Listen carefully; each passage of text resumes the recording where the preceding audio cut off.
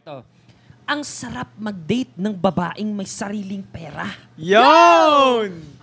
I'm 30 and had 2 long-term relationships with girls na, to put it frankly, kinailangan kong suportahan financially. Di naman sila masamang tao. Mababa lang talaga yung sweldo nila. Okay. May times na maganda ang trabaho at takbo ng investments ko. Generous ako. Ako nagbabayad pag dates. I buy them gifts like laptops and TV. I pay for their plane ticket and hotel para makapag-vacation sila abroad with me. Kasi kung hindi ko gagawin yon, hindi sila makakasama. Parang ikaw. Ikaw pala to, Brad! Baka siya to nagsulat. Baka. Pinaliktad niya lang. Ayos lang naman sa akin kasi girlfriend ko sila. Yung, sorry. marami siyang pass na ganyan Kala ko madami kang paulit-ulit. girlfriend, bro. Oo. Siyempre, mahal ko. Yung girlfriend ko ngayon, iba sa kanila. She has a well-paying job. At kahit nagbibigay siya sa family niya, may pera siya for herself. We can eat in expensive restaurants, go to concerts or vacations na hindi kailangan ako lang ang nagbabayad.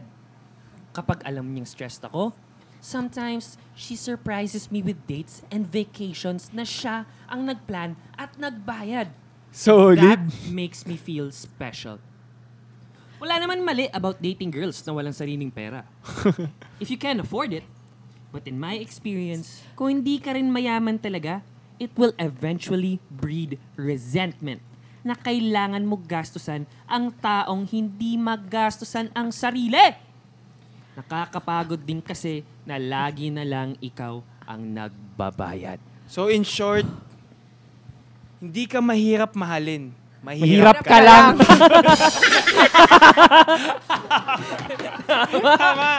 Tama. Sabay-sabay pa no? Mahirap ka lang. Ano masasabi niyo dito? Good for you, pre! Yeah. Nahanap siya Nahanap mo yung match mo. Yes. Miss Independent. Wala, hindi mo siya humingi na advice. Nag-share lang siya eh. Yeah. Tsaka, Good for you, bro. nakita ko rin naman sa kanya na di malaking factor sa kanya yung pera ng babae. Kasi sabi niya naman willing siyang gawin yun kasi mahal niya yung tao eh. She just appreciates. He just And even nga nung kunento niya yung kung paano, how he pays for his ex-girlfriends, wala naman siyang sinabi doon na I mean, hindi niya naman binash yung mga ex niya. nagasadera Sinabi sila, niya lang na talagang maliit yung sweldo nila eh. So ako yung nagbabayad kasi kaya ko eh. Gusto ko silang makasama. Pero ngayon, experience ko naman yung girlfriend na kaya magbayad, okay din pala.